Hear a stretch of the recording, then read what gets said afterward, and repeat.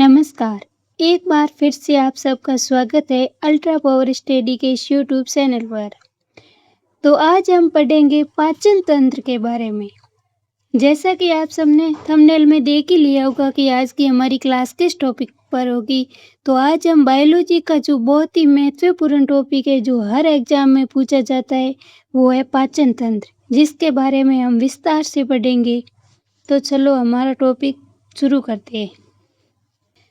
पाचन का मतलब होता है जटिल भोजन को एंजाइमों की सहायता से सरल अणु में तोड़ना। यानी जो जटिल भोजन होता है उसको एंजाइम की सहायता से हम सरल अणुओं में तोड़ते हैं, उसे ही सामान्यतः पाचन कहा जाता है। सबसे पहले हम पाचन के अंग के बारे में देखते हैं। यानी एक होती है आहार नाल और एक होती है पाचन ग्रंथियाँ। आहार नाल और पाचन ग्रंथियाँ मिलकर पाचन तंत्र का निर्माण करती है। तो पहले हम आहार नाल के बारे में देखते हैं। आहार नाल का जो शुरुआत होती है वो मुख कुआ से होती है और इसके अंदर ग्रसनी है, गर्सिका है, आमाशय है, छोटी आंत है, बड़ी आंत है और जो आखिरी में होता है गुदा। उसी प्रकार पाचक जो ग्रंथियां हैं उसके बारे में देखते हैं। इसके अंदर लार ग्रंथि है, यकृत है और अग्नाशय आता है। सबसे पहले हम मुख कुआ को विस्तार से देखते हैं, जिसे हम बकल कैविटी के नाम से भी जानते हैं। तो ये जो आप डायग्राम देख रहे हो, ये है मुख कुआ का डायग्राम है, जिसके अंदर जो ये आगे वाला जो तालु है वो कठोर तालु होता है और जो तालु का जो हमारा पिछला भाग होता है वो बहुत ही कोमल होता है और जो कोमल तालु होता है उसके पास ही हमारी जो नस छिद्र है वो आके खुलती है। और ये मुख है, जीभ है, वो मुख कुआ का ही भाग है। इसके अंदर श्वसन नली और भोजन नली दोनों आके मुख कुआ के अंदर खुलती है और जिस स्थान पर श्वसन नली और भोजन नली आकर खुलती है तो उसे सामूहिक रूप से ग्रसनी कहा जाता है। भोजन नली का जो आखिरी सिरा है जो मुख कुआ में खुलता है उसे गुलेट कहते हैं और श्वसन नली का जो आखिरी सिरा है जो मुख कुआ में खुलता है उसे ग्लोटिस कहते हैं।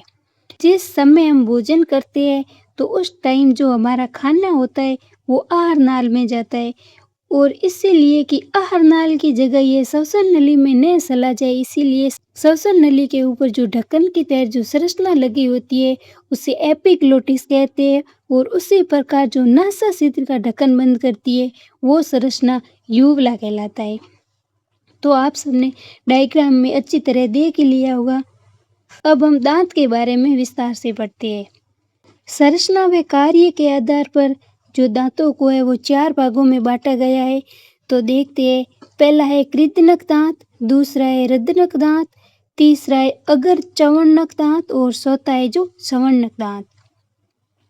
जो कृदनक जो दांत होते हैं ना, इसका जो कार्य होता है वो होता है भोजन को काटना और जो रदनक दांत होते हैं उसका काम होता है चीरना फाड़ना। यानी ये बहुत तीखे होते हैं, आगे से नुकीले होते हैं और इसका काम होता है जो भोजन को चीरना फाड़ना आदि।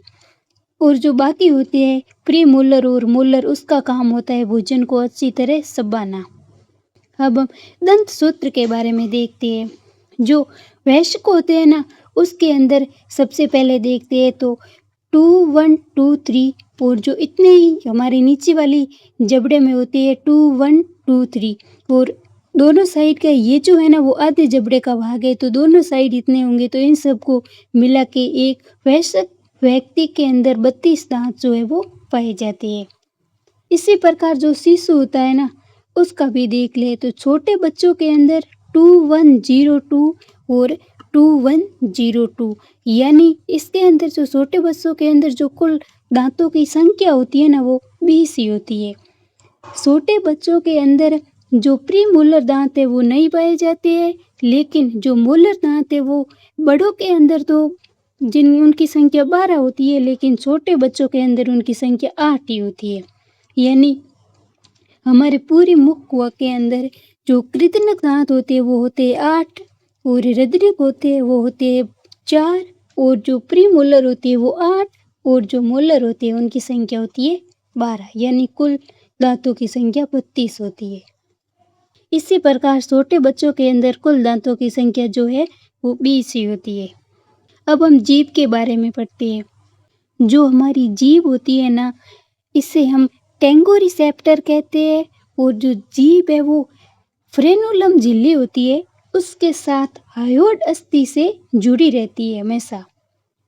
जीभ के कार्य देख लेते हैं। जीभ का काम होता है भोजन में लाल को मिलाना, स्वाद का ज्ञान करवाना और जो बोलने में भी हमारे सहायक होती है। अब हम जीभ के बारे में विस्तार से देखते हैं तो हमारी जो जीभ होती है ना वो हायोड अस्थि से जुड़ी होती है और इनके बीच में जो झिल्ली पाई जाती है ना वो फ्रेनुलम झिल्ली होती है और जीभ के ऊपर अनेक संख्या में छोटी छोटी स्वाद कणिकाएं पाई जाती है। तो हमारे जीभ का जो अग्र सिरा होता है ना वो हमें मीठे का ज्ञान करवाता है और जो पार्श्व यानी साइडों में जो भाग होते हैं ना वहाँ हमें खट्टे व नमकीन का ज्ञान करवाने वाली स्वाद कणिकाएं होती है। और जो हमारी जीभ का जो आखिरी हिस्सा होता है यानी पच्च भाग उसके अंदर हमें कड़वे का ज्ञान होता है। अब हम लार ग्रंथियों के बारे में देखते हैं तो मनुष्य के अंदर 3 जोड़ी लार ग्रंथियाँ होती है। पहली होती है पैरोटिड लार ग्रंथि, दूसरी होती है सब लिंगुअल लार ग्रंथि और तीसरी जो होती है सब मैक्सिलरी लार ग्रंथि। यानी जो पैरोटिड होती है वो हमारे कान के पास होती है और जो अधोजीवा ग्रंथि होती है वो जीभ के निचले हिस्से में होती है और जो इसी प्रकार जो अधोचम ग्रंथि होती है ना वो दोनों जबड़ों के संधि तल पर पाई जाती है। अब हम लार के एंजाइम देखते हैं। जो लार का प्रकार होता है ना वो श्लेष्मा की तैर होता है यानी लार चिपचिपी होती है और इसके अंदर 4 प्रकार के एंजाइम पाए जाते हैं। एक है ptyalin enzyme, amylase enzyme, maltase enzyme और लाइसोजाइम एंजाइम। तो टाइलेन और एमाइलेज एंजाइम में वो स्टार्च को माल्टोज में कन्वर्ट करते हैं और जो माल्टेज एंजाइम है ना वो माल्टोज को ग्लूकोज में कन्वर्ट करता है यानी कि मुख कुआ के अंदर कार्बोहाइड्रेट का पाचन होना शुरू हो जाता है। इसी प्रकार जो लाइसोजाइम एंजाइम होता है ना वो हमारे भोजन के अंदर जो बैक्टीरिया आ जाते हैं ना उनसे हमारी सुरक्षा करता है और ये एंजाइम आँख के आंसू और पसीने में भी पाए जाते हैं। भोजन के अंदर लार मिल जाने के बाद जो भोजन होता है ना वो बोलस कहलाता है और ये भोजन बोलस के रूप में ही आगे आमाशय में जाता है। तो अब आमाशय के बारे में देखते हैं। तो ये जो है वो आमाशय की संरचना है, आप एक तरह अच्छी तरह से देख ले। ये जो भाग है ये ग्रसनी या ग्रसनाल का है जिसके अंदर जो भोजन है वो बोलस के रूप में आता है। जो ग्रसनी होती है ना उसके अंदर पाचन की कोई क्रिया नहीं होती है यानी जो भोजन मुख कुआ में होता है ना उसको आमाशय तक लाने के लिए एक मार्ग प्रदान करती है। बस इतना ही कार्य है इसका।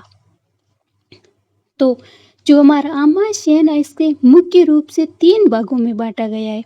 तो इसका जो ये भाग है यानी जो ग्रसनी के पास वाला भाग है ना उसे कार्डियक आमाशय के रूप में जाना जाता है और जो 20 वाला भाग है उसे पंडिक आमाशय और जो आमाशय का आखिरी भाग होता है ना जो छोटी आंत से जुड़ा होता है इसे पाइलोरिक आमाशय के रूप में जाना जाता है। यानी आमाशय के 3 भाग हो गए।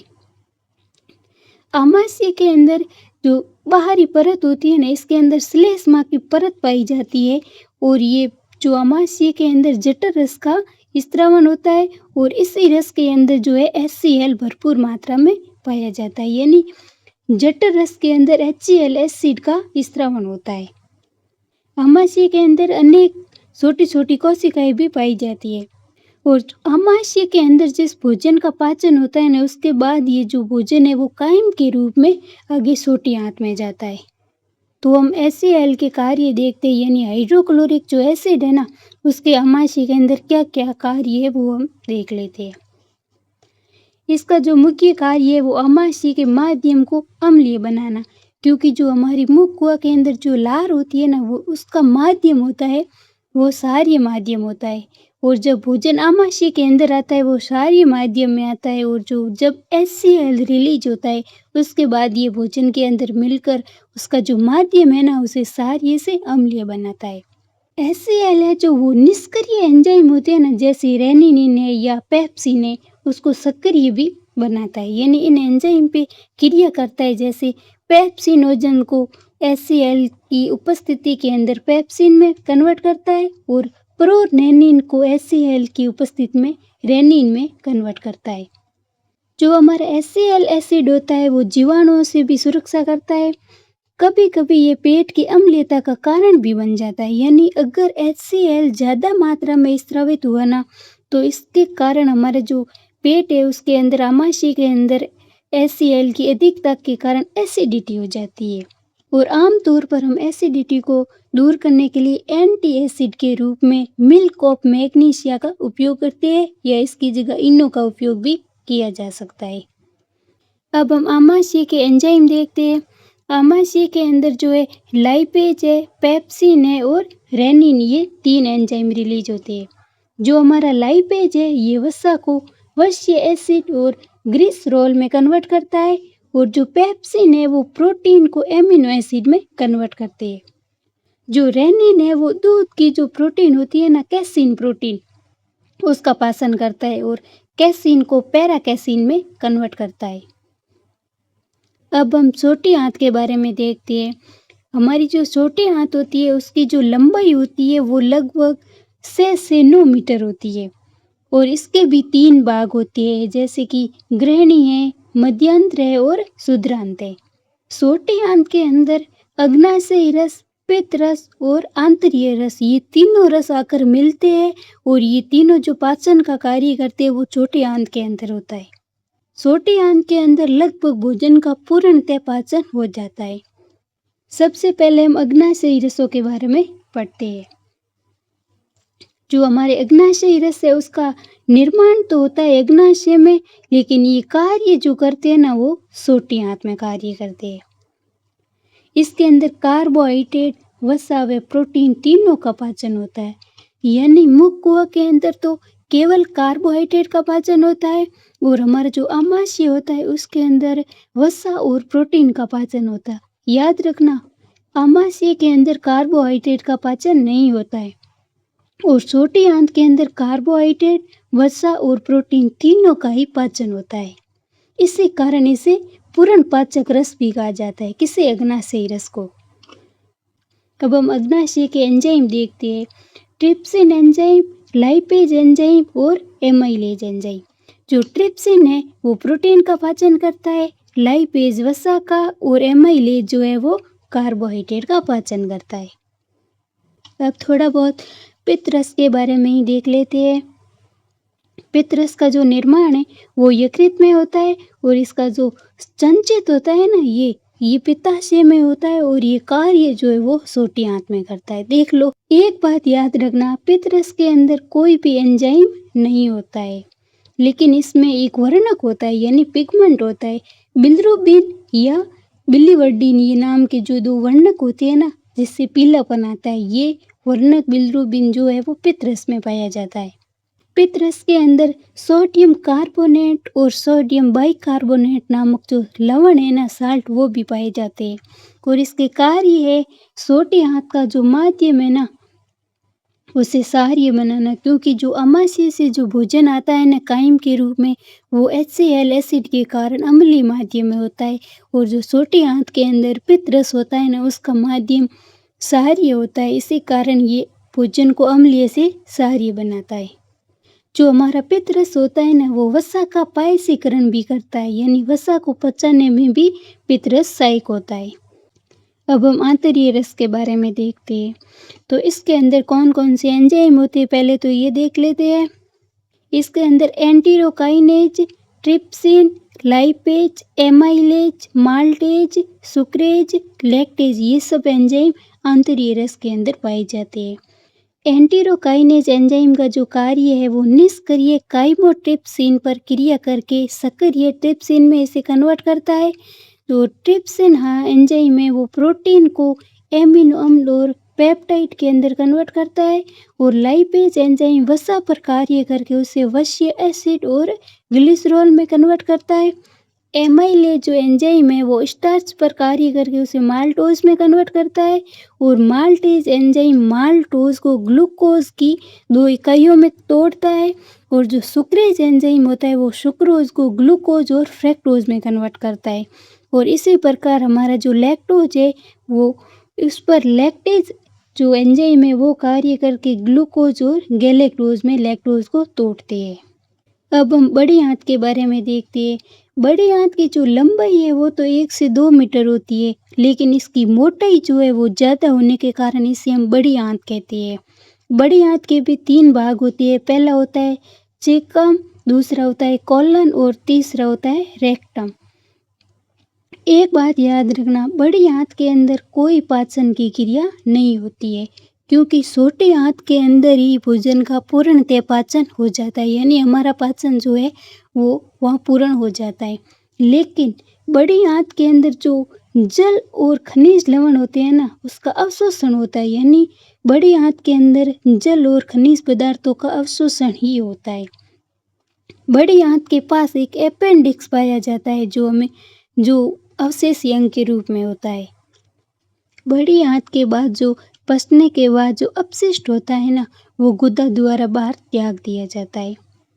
अब हम यकृत के बारे में पढ़ते हैं, यानी लीवर के बारे में। यकृत के अंदर बिलिरुबिन और बिलिवर्टिन नामक जो वर्णक होता है उसका निर्माण होता है, और जो यकृत का अध्ययन होता है वो हिपेटोलॉजी कहलाता है।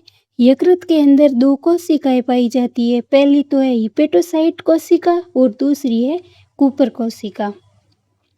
यकृत जो है वो हमारे शरीर की सबसे बड़ी ग्रंथि होती है, और सबसे ज़्यादा जो पुनरुत्भवन की क्षमता होती है ना, वो भी यकृत के अंदर पाई जाती है। इसी के अंदर अमोनिया को यूरिया में बदला जाता है, यानी जो अमोनिया होता है ना उसको यूरिया में कन्वर्ट करने का जो कार्य है वो यकृत करता है। अब हम यकृत के बारे में देखते हैं। यकृत के अंदर बिलिरुबिन और जो बिलिवर्टिन नामक जो पिगमेंट होता है ना उसका निर्माण होता है। यकृत का जो अध्ययन है वो हिपेटोलॉजी कहलाता है। यकृत के अंदर 2 प्रकार की कोशिकाएं पाई जाती है, उसमें एक तो है हिपेटोसाइट और दूसरी है कूपर कोशिका। यकृत जो है वो हमारे शरीर की सबसे बड़ी ग्रंथि होती है, और इसी के अंदर जो है अमोनिया को यूरिया में कन्वर्ट किया जाता है। यकृत के अंदर जो है वो विटामिन भी पाए जाते हैं, यानी विटामिन ए, डी, ई और के जो है वो यकृत के अंदर पाए जाते हैं। इसी प्रकार जो हेपेरिन प्रोटीन होती है ना, वो भी यकृत के अंदर पाई जाती है, जिसका कार्य होता है रक्त के अंदर जो धमनियाँ होती है उसके अंदर रक्त का थक्का नहीं बनने देते हैं। तो साथियों, आज के लिए बस इतना ही। अगर क्लास पसंद आए तो लाइक, शेयर एंड सब्सक्राइब ज़रूर करें।